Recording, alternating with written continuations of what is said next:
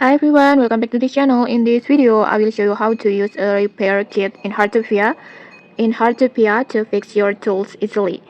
Repair kit is an item that used to repair or restore the durability of your tools. You can craft the repair kits by yourself using the workbench. But if you don't know how to craft them yet, just check the link in the description for a full tutorial. And then next, just using a repair kit is and then using a repair kit is super simple. First, just equip the tools that you want to repair. Like this, for example, I want to repair my scanner.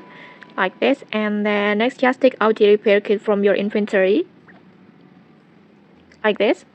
There are original repair kit and then the crafty repair kit that have a red color like this. The difference between these two repair kits just from the repair effect. A normal repair kit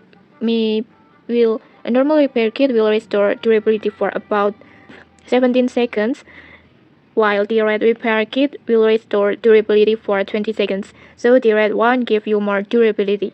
And then next, just choose the one that you like. Just choose based on your needs. For example, I want to choose the original one. Just tap on it, and then just tap on use, like this. And then just wait until the repair process is finished. Like this.